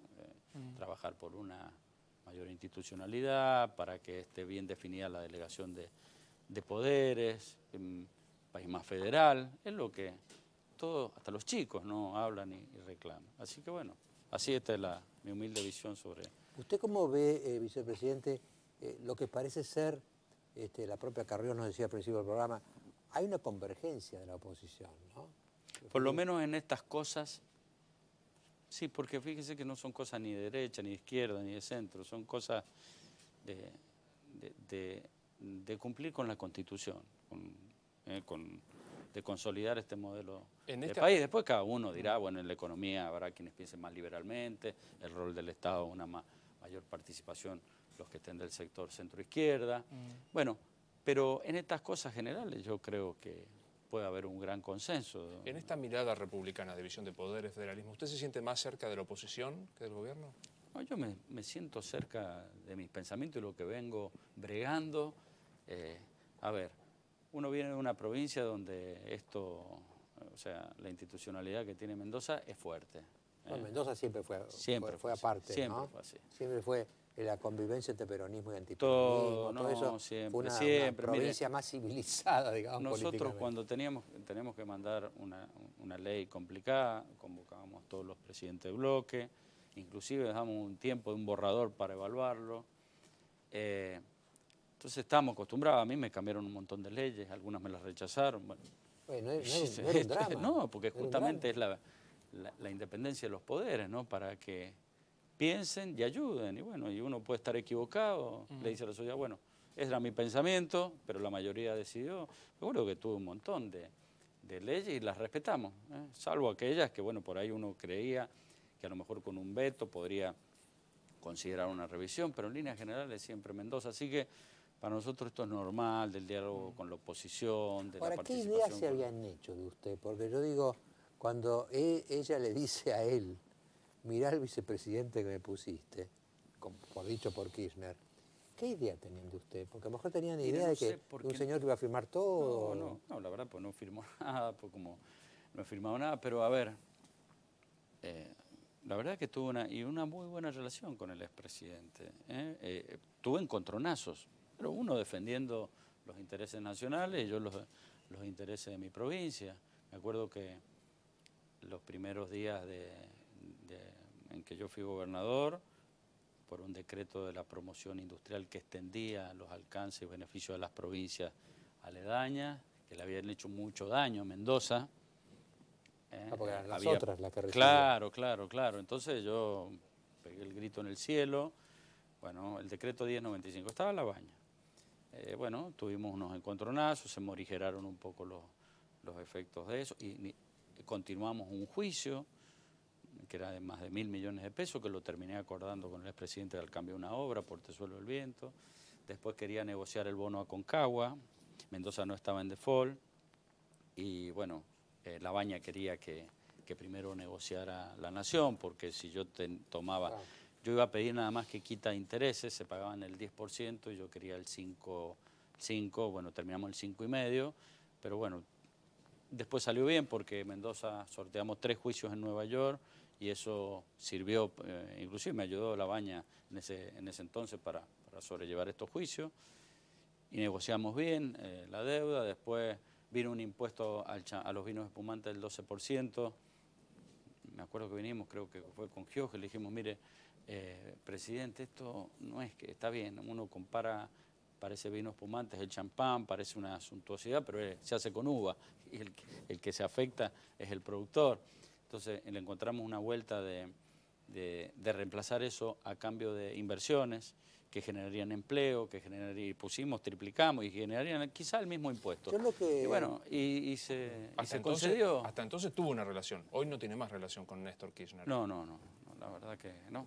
Yo le voy a hacer una pregunta que sé que usted por su cuestión institucional no la va a contestar. Allí sentada hoy Carrió dijo que hay un gobierno de facto que ejerce Néstor Kirchner. ¿Quién gobierna, Néstor o Cristina? No, la presidenta es Cristina Fernández de Kirchner. Obviamente que la figura que irradia el expresidente, bueno, no le digo, tendría que ser más moderada, a mi modo de ver, porque le afecta a la propia presidenta. ¿No? Nada Yo más. observándolo usted ahora que estamos conversando, a mí me da la sensación de que, por eso le pregunto, ¿qué tenían en la cabeza ellos cuando le ofrecieron a usted la vicepresidencia? Porque lo que yo veo en usted es otro estilo. Es decir, por más que usted es muy prudente, y no va al choque en esto, no va al choque en otro, la forma de ser de él, ¿no? Es un hombre pluralista que no contra ningún drama que le rechacen un proyecto. En fin, toda esta forma republicana, usted la tiene y ellos no la tienen. Entonces es muy difícil, digamos. Yo creo que algún psicólogo político, cuando usted asumió, tendría que haberles advertido, miren, este hombre no va con el estilo de ustedes, ¿no? No va. A ver, la idea que era un complemento, que era una etapa distinta, que era una etapa de mayor institucionalidad, lo decíamos en la campaña, Sí, eso era así. El cambio recién acuerdos entre el campo y la industria, entre el gobierno y la gente. Bueno, yo fui con esa idea, ¿no? De colaborar. ¿Usted no tiene la sensación de que ellos pueden haberse sentido como engañados por usted? No, bueno, me conocían, Mariano, porque sabían que yo tenía pensamiento y que una persona que defendía las cosas. Pongo el ejemplo del INDEC, también siempre tuvimos una lucha con el tema de Mendoza. Bueno, Mendoza... lo mantuvimos hasta que se anuló ahora. Los pocos índices confiables eran de Mendoza. O sea, que sabían cómo yo actuaba. A ver, si acá, yo se lo dije a la presidenta, yo lo que esperaba en la última conversación que tuvimos es que los grandes temas, no las cosas del día a día, pero los grandes temas, en una reunión conjunta, uno pudiera aportar la visión sobre la opinión. Discutimos, consensuamos, porque consensuar es también ceder unas cosas. Si me demuestran a mí, yo digo, bueno, esto, bueno, está bien. Te reconozco esto, pero aceptame esto, bueno, vamos y después uno sale a defenderlo. Pero si no tengo esa oportunidad, entonces por lo menos opino, pero de ahí en más no busco hacer reuniones, pero es más, por ahí los legisladores nuestros, por el caso del sistema de jubilación, 3 votaron a favor y 1 en contra, o sea, tampoco uno les dice, no, hay que votar. Yo por ahí, si me pide una opinión, le doy la mía, pero yo le digo, manéjense ustedes a conciencia, porque bueno, estamos en una alianza con el gobierno. A mí me parece que este hombre, Cobos, lo que él decía de Mendoza, pues yo a Mendoza la sigo hace mucho, Mendoza en lo peor de la lucha peronismo-antiperonismo fue equilibrada. Siempre. El peronismo de Mendoza convivía muy bien con el no peronismo, los conservadores con los radicales. Era una provincia diferente, la verdad que es esa, ¿no? Usted me parece que resulta alguien diferente cuando llega al verticalismo. Ojo, al verticalismo. Pero me cuesta, también cuesta interpretarnos nosotros, porque, por ejemplo, periodistas me dicen, ¿por qué lo recibe a Macri? ¿Por qué lo recibe? Ustedes me tienen que preguntar por qué no lo recibo. Claro, exactamente. Sí, lo normal se es recibir. Pero es que es así. Pero le voy a hacer una pregunta kirchnerista. Primero, la última vez que habló con la presidenta fue en aquel encuentro en la Casa Rosada, ¿verdad? Nunca más. Sí. Digo, ¿se puede ser vicepresidente de una fórmula estando con Felipe Solá, quizá volviendo al radicalismo, que es oposición? A ver, a mí nunca nos exigieron la ida del radicalismo, firmar al Frente para la Victoria. Es más, cuando nos juntamos con los 5 gobernadores, dijimos, nosotros queremos, si logramos un acuerdo, va Frente para la Victoria, concertación, nosotros nuestro sector no nos adherimos, no nos afiliamos. Bueno, lo otro fue un problema interno, por eso yo digo, yo no me fui del radicalismo. ¿Usted quiere volver? Yo sigo, bueno, yo no voy a volver a un lugar donde no me fui. Claro. Ellos tienen... lo expulsaron. Bueno, si le levantaron la expulsión. Yo apelé todo, yo pataleé, chillé cuando fue esto. ¿Por qué? Porque yo me presenté en un proceso interno y vino la intervención. Yo no es que diga, a ver, a diferencia de Carrió, de López Murphy, bueno, ellos se fueron, el radicalismo no, porque un partido destruido. Es más, creo que no fui hipócrita, porque en otra época, del 2003, cuando Moró va de candidato, nadie votaba por la 3, entonces votaban a Carrió, votaban a López Murphy. En cambio, yo fui, en ese caso, sincero y dije, no, mire, nosotros queremos vamos a la interna, aprobamos el Congreso partidario, nos presentamos con lista, iba un vicejusticialista, que es Enrique Thomas, por eso viene la relación, es decir, nosotros estamos con coherencia de lo que hemos hecho. ¿Se puede ser vicepresidente de Cristina y estar en un acto con Felipe Solá? Yo he sido invitado, es un acto, yo no tengo un acuerdo electoral, no tengo nada, ¿cuál es el problema? ¿Cuál es el problema? No, usted lo que creó, su carrera política, para llamarlo así, usted la ve que todavía tiene varios años por delante de ser vicepresidente, no va a renunciar, va a seguir siendo vicepresidente, va a ejercer cierta libertad, ¿no es cierto? Y después, claro, el día que usted deje de ser presidente... bueno, ya está, yo ya quedo libre, es así. Pero a ver, acá le piden al vicepresidente de la Nación, parece que es el único hombre que no puede hacer política, porque no puede hacer nada porque es vicepresidente, no puede hacer nada porque es otro partido, yo voy a seguir actuando en política con prudencia, sabiendo el rol que tengo, la situación difícil, complicada, pero bueno, Felipe Solá fue en el Frente para la Victoria, en la lista. ¿Y qué tiene que él asista a un partido o a la confirmación de un partido que fue con nosotros en las elecciones en Mendoza, y él es invitado, yo soy invitado porque formamos parte de esa asociación, de ese espacio político? Bueno, de ahí vienen todas las especulaciones. Ahora, pero usted es una persona muy inteligente, no se le escapa que el hombre de mayor imagen en el país, probablemente, seguramente dobla a la presidenta, triplica al expresidente. Un acto suyo al lado de Felipe Solá no puede leerse como hacer oposición de mire, está bien, pero si yo me fijo por lo que se lee, realmente no puedo ir a ningún lado, porque si voy al teatro, porque voy al teatro, si voy a Mendoza, porque voy, bueno, no sé, es realmente muy difícil para mí. Ahora, usted dígame una cosa, vicepresidente, ¿cómo, en su imaginación, cómo cree que puede ser el país a partir de octubre del próximo año, Si el gobierno pierde la mayoría en el Congreso, usted va a seguir siendo vicepresidente, de hecho presidente del Senado. ¿Cómo va a hacer eso? No, mire, yo digo, el poder hay que ejercerlo convenciendo. Realmente si uno tiene, aunque tenga minoría, y tiene claro el objetivo, y logra transmitir convicción, y logra transmitir participación, y que sea un objetivo sano, a mí me ha tocado gobernar de esa manera, siendo segunda minoría inclusive. Y bueno, ¿y cuál es el problema? Lo que pasa es que tiene un cambio de actitud. Claro, Todo así. ese es el tema. Es el ¿no? tema. Bueno. Yo lo veo dos rasgos a Cobos, ¿no? Una que es republicano. Él vive en la República. Y la República implica muchas posiciones, mucho diálogo, inclusive a veces contradicciones, porque eso es la República, ¿no? Sí. Y después, ¿sabe lo que lo veo yo a usted? Es calmo, ¿eh? Mire que es tranquilo, ¿eh? Porque eso es un tema de carácter. Uno puede ser republicano nervioso, uno puede ser republicano tranquilo. Usted es muy tranquilo. Bueno, es mi ¿No lo afecta, digamos, todo esto? No, y bueno, a ver, uno tiene un estilo de vida. Hago mucha gimnasia, eso me ayuda. Me ahorra el psicólogo, el cardiólogo, como yo siempre digo.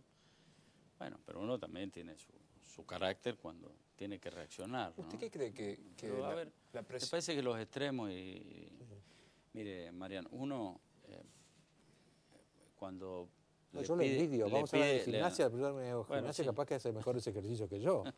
Sí, corre mucho. Sí, esta semana no he corrido mucho, pero bueno, me descargo por ahí. Sí. Pero a ver, uno cuando ve los problemas de convivencia escolar, ve todas estas cosas, que pide respeto al maestro, que los padres apoyen, uno cuando es público tiene que también dar ejemplos, me parece, tiene ¿no? una Y responsabilidad. a veces mirando. aguantarse, contenerse. Lo están mirando. Pero obviamente, claro, porque uno es un hombre público. Entonces, bueno, a veces hay que contar hasta 10, sino que ¿en qué ayuda? La gente está cansada de extremos, me parece, ¿no? Señor vicepresidente, ¿usted está sorprendido, defraudado, desilusionado de los Kirchner? No, yo no quiero adjetivar ni poner calificaciones. Yo lo que soñé, lo que nos motivó, bueno, era otra situación, otra realidad que no se dio, ¿no? ¿Usted cree en realidad que la presidenta o el expresidente preferirían que usted renunciara? No sé, no lo han dicho, son personas sinceras. Lo que pasa es que también usted es como heredero de una serie de aprendizajes que hemos hecho los argentinos. ¿Se acuerda cuando el Chacho Álvarez renuncia? A ver. En ese momento, yo me acuerdo, en el primer momento apareció, todo el mundo dijo, qué bien, y a la semana la gente empezó a decir, no, pero es una irresponsabilidad, ha creado un vacío institucional. Yo creo que haría un daño muy grande a la presidenta, en primer lugar, al país, no se sabe. Y después vino Scioli, que se tuvo que bancar años de humillaciones, y yo aprecié eso. Yo dije, bueno, este hombre ha comprendido la importancia de la institución que él encarna, y bueno, y se la bancó. Usted de alguna manera hereda más esa actitud que la anterior, ¿no? Bueno, yo soy consciente de eso y creo que uno no tiene derecho a renunciar cuando es elegido. O si uno es un ministro, bueno. Claro, es otra cosa, ¿no? Es otra cosa, pero por eso cuando uno asume, está bien que por ahí dice, no, pero lo que lo votaron es la presidenta, bueno, uno formó parte de eso. Claro. Yo sé que la mayor parte de la representatividad indudable la tiene ella, pero uno un poquito tiene. Y todo el país fue, y bueno, verdaderamente uno, para mí sería, a ver, recuperaría la tranquilidad, mi familia, yo, todo, si a mí no me hace ninguna gracia levantarme todos los días con esta situación. Pero bueno, me parece la responsabilidad que uno tiene y seguiremos hasta el 2011, ¿no? Yo estoy en verdad muy preocupado porque el 2009 se presenta como un año bastante conflictivo, ¿no? Es decir, va a ser por el tema esto económico, se va a ir acentuando la tensión política, ¿no? Y económica. Y esperemos que ahí todos tengamos madurez, la oposición, el gobierno, porque va a ser un año difícil para los argentinos. Es un año que justamente tendríamos que estar todos poniéndonos de acuerdo para ver cómo morigeramos los efectos de la crisis internacional que de alguna manera se va a irradiar, porque todos convengamos que es así. A la gente tampoco hay que transmitirle pesimismo, que hay que transmitir optimismo, pero la gente, si nos ve trabajando juntos, y mire, la economía se maneja por expectativas, por confianza, síntomas de confianza. Imagínense de afuera, si vieran el gobierno trabajando con la oposición, buscándole la salida en cada una de las cosas, consensuando. Pero estoy seguro que esas medidas, como yo le digo, extraeconómicas, son más importantes que la económica. No va a pasar, señor vicepresidente. Pero Y bueno, si mañana, no, pero digo, por ahí no, pasa. a lo que voy. Si mañana lo llamara la presidenta, por ejemplo, en el tema del campo, que usted fue protagonista, ¿le aconsejaría quitar las retenciones? No en su totalidad, habría que ver, porque si no sería irresponsable. Sí en las economías regionales, por ejemplo, que es muy poco al fisco y es mucho al productor, porque las economías regionales no son los pequeños productores de 150 hectáreas, son 3 hectáreas, 5 hectáreas, en el caso de mi provincia, que están luchando por 30 centavos, pues le paguen un kilo de masco que puede se vende a 6 pesos.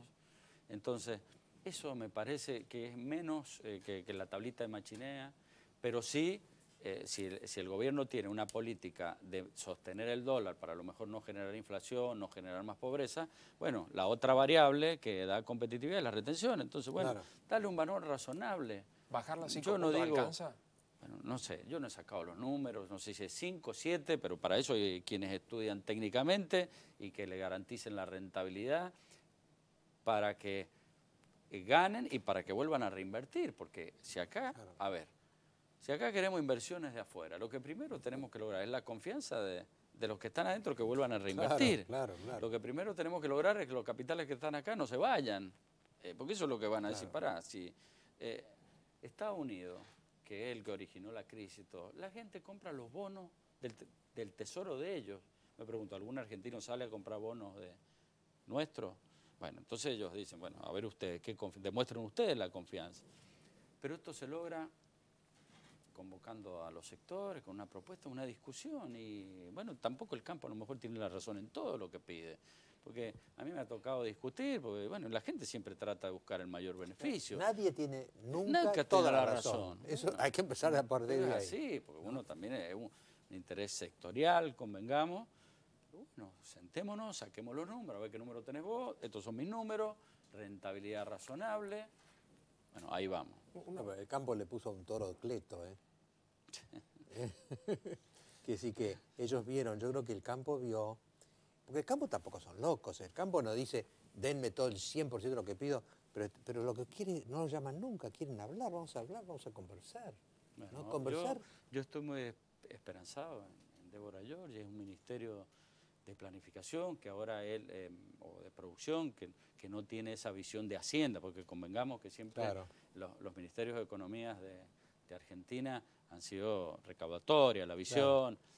Un ministerio que tiene que definir no solo las políticas sectoriales, sino decir qué camino necesito, porque eso hace la competitividad, qué energía necesito. A ver, ¿por qué es competitivo Alemania con los sueldos que ganan en Alemania? ¿Por qué exporta Alemania? ¿Por qué exporta Estados Unidos? Bueno, porque hay costos logísticos que son mucho más chicos que los nuestros. Si no, ¿por qué exportan ellos? ¿Y por qué compiten en el mundo? Entonces, hay muchas cosas por hacer en infraestructura, en servicio, en ferrocarril. Ese es el verdadero Ministerio de Planificación o de Economía. Los demás, obras públicas, todo, están al servicio de la economía, son ministerios de servicio. Una pequeña pregunta coyuntural. ¿El episodio de intento de robo que sufrió, le parece un hecho normal? No, sí, un hecho como le hubiera pasado a cualquier ciudadano, ¿no? Nosotros los periodistas que nos gusta exagerar. Sí, bueno, yo por eso, es más, estaba en un almuerzo con las Fuerzas Vivas de General Alvear, en un departamento de la provincia de Mendoza. Bueno, y lo aclaré ahí para aclararlo, porque por ahí se estaba haciendo... No hay un mensaje oculto. No, eran unos muchachos que, bueno... No, que este hombre, perturbarlo es difícil, ¿Cuál es una pregunta que lo perturba? No es fácil perturbarlo. Hecho karate. ¿Karate? Maratón. Karate? Sí. Bueno. Se me ocurre una pregunta para perturbarlo. Mirando uno con la historia ya cumplida, siempre con el diario de mañana, ya sabe cómo son las cosas. Pensando en retrospectiva, ¿volvería a aceptar la vicepresidencia en una fórmula? Y mire, son circunstancias que uno ve en su momento. Uno a lo mejor dice que no, dice que sí, a lo mejor, no sé. Son situaciones que tendría que al menos evaluar. Lo tendría a lo mejor, podríamos a lo mejor poner más, bueno, a ver cuál va a ser el rol, en qué vamos en común, estamos de acuerdo en esto. Bueno, cosa que yo creí que realmente por ahí era innecesario, porque veía que había una intención, una sana intención de sumar fuerzas distintas y pensamientos distintos, ¿no? Mi última pregunta sería esta, vicepresidente. mañana la presidenta anuncia aparentemente, no sé si un nuevo plan económico para el campo o nuevas medidas. ¿Usted tiene expectativas de que sea un anuncio, digamos, muy drástico, que haya un cambio muy radical, usando la palabra en el sentido, un gran cambio en la política agropecuaria, o no se hace muchas ilusiones? Yo pienso, si fuera un cambio, un anuncio grande, me parece que se hubiera convocado al sector, ¿no? Fíjese, mire, yo siempre se lo ponía de ejemplo a la presidenta, porque lo hicimos en conjunto, ¿no? El plan estratégico vitivinícola. Un plan que se consensuó entre el sector público y privado, que hay una organización pública y privada, que nos fijamos metas para exportaciones, que se han superado esas metas, que el Estado regula cuando se cae el precio de la uva, porque acordamos con Mendoza y San Juan derivar a mosto. Se crea un banco fiduciario para regular los precios, pero lo resolvemos en conjunto. Y esto anda porque se consensuó previamente y discutimos. Y bueno, no sé, ojalá que sí, ojalá que sea algo... Me parece que coincide con nuestros... con nuestros televidentes. Mañana se va a ver con la presidenta en Luján. ¿Se va a ver? Sí, obviamente vamos a estar en... Pero sabe usted que hay protocolos que los han separado. Primero la presidenta. Bueno, ¿Y le molesta eso? No, porque, a ver, si uno está en este caso en el Poder Legislativo, estaré con... Pero usted sabe que lo hacen para evitar, para que la evite. Mire, lo que sea. Yo lo que sí, del momento que fui invitado, como les dije, no puedo decir que no. Yo si fuera presidente, ministro, senador y estuviera con él, no trataría de perturbarlo. Es imposible perturbarlo, este hombre, es imperturbable. ¿Usted se siente imperturbable? No, imperturbable. Bueno, ¿El silencio de los Kirchner lo perturba? ¿A quién? ¿A usted? ¿Por qué? No. Es imperturbable. Es difícil. No sé, Yo creo que ¿sabes lo que hay en el fondo acá? Por más que los Kirchner no son porteños, ¿no? Se han aporteñado un poco. Y un mendocino y un porteño son dos químicas diferentes, ¿no? Mire, hasta Tarico le cuesta imitarme, porque sé que está ensayando y si no le agarro la tonada al mendocino. Muchas gracias, Luis, vicepresidente, por estar acá. Felicidades. Y bueno, ya seguiremos hablando porque esto recién empieza. Bueno, esperemos que no sea tan duro el año que viene. Feliz Navidad para usted. Gracias, felicidades. Bueno, nos queda para... Solo las conclusiones. Solo quedamos nosotros después del vicepresidente Cos. Gracias por venir.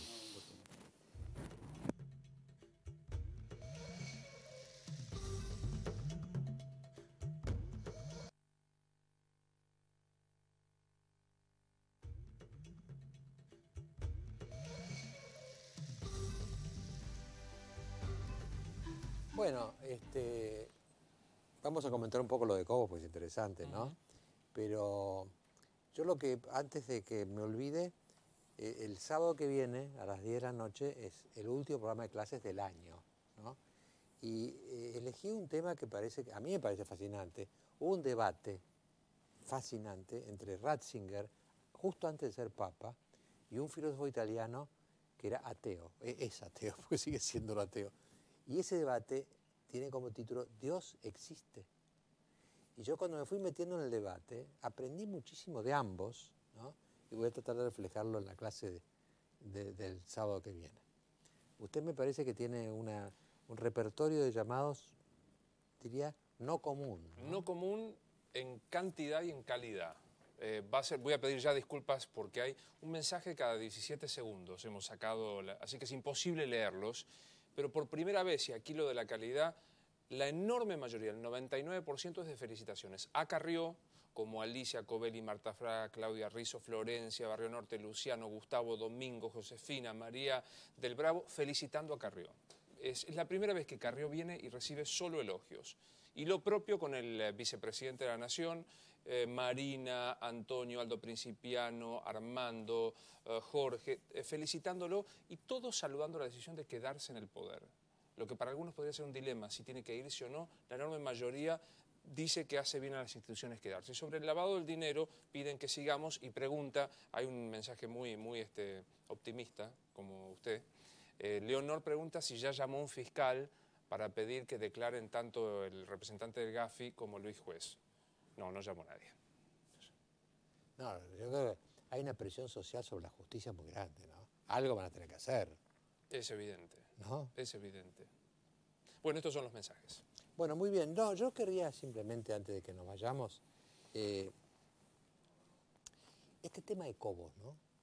Yo lo había visto en varios programas ya, por supuesto estuve en esa madrugada histórica viendo cómo definía su voto. Ahora que estuvo acá, yo creo que el tema entre él y los Kirchner, digamos, es una incompatibilidad de caracteres, como esos divorcios, porque realmente es un hombre, primero que es republicano. Es evidente que él cree en la República. La República implica diferentes posiciones, división de poderes, no dramatizar las disidencias, es normal que haya disidencias. Entonces es un hombre republicano que está de vicepresidente de un gobierno que no es republicano. Evidentemente que los Kirchner no son republicanos, a esta altura son, digamos, tiene una concepción dominante, hegemónica del poder, totalmente incompatible con una concepción republicana. Y quizás lo otro que más me llamó la atención, porque ahora lo he podido ver esta noche, es un hombre calmo. Calmo. Yo creo que también quizás ellos confundieron cuando lo convocaron la calma, la buena educación, con una especie de blandura o de... Este lo manejamos como queremos. Mirá lo que es. Un hombre tranquilo. Y el hombre tranquilo es muy jorobado porque no se exalta, pero eso no quiere decir que vaya a ser maleable, que vaya a ser manejable. Esto no es manejable. Lo que pasa es que no grita. ¿No? A veces que se confunde uno que el hombre duro parece que el que grita, el maleducado, el grosero, es... no, mucho más difícil, es un hombre calmo, que no es imperturbable. Yo me estaba acordando de los romanos. Los romanos tenían una expresión que era suaviter in forma, fortiter in re. ¿No? Forma, bueno, la forma. Re en latín es la cosa. Es decir, uno puede ser suave en la forma, educado, pero duro en la cosa, en la re, fortiter in re. Y este hombre me parece que es un personaje que no lo evaluaron bien los Kirchner, no se dieron cuenta bien lo que estaban incorporando. Porque estaban incorporando un hombre suave, educado, contemplativo, ¿no? Pero en el fondo duro como el diamante adentro. Porque claro, cuando una persona quizás una cosa también de porteños y provincianos, ¿no? Los porteños somos muy leche hervida, y en ese sentido quizás los Kirchner sean más porteños. Al fin y al cabo el sur es porteño, digamos, de la gente que fue al sur, a la Patagonia, muchos son gente de Buenos Aires que fue para allá. En cambio esta gente viene de una contracultura, mendocina, santafesina, cordobesa, es otra cultura, donde se guardan más las formas y quizá el fondo es duro, ¿no? Como lo han estado aprendiendo ahora los Kirchner, ¿no? Ahora, a mí un poco me desilusionó que al igual que usted, no es muy optimista sobre mañana, porque dijo, no, es difícil que salga una nueva línea frente al campo si no se ha hablado previamente, si no ha tratado de consensuar, de dialogar. De manera que, ¿qué hago? ¿Me voy a dormir pesimista? Quédese con el ojalá, que dijo ojalá que haya un Bueno, cambio. quedémonos con el ojalá. Usted ya sabe cómo es el ojalá. Bueno, muchísimas gracias y ojalá un día ocurra el ojalá. Y estamos en la semana de la Navidad, quizá. Muy bien, bueno, será hasta los últimos, ahora vienen los últimos, de televisión, de radio, de clases, ya el año se acaba, ¿no? No hay más remedio. No hay más remedio. Hasta la próxima vez. Muchas gracias.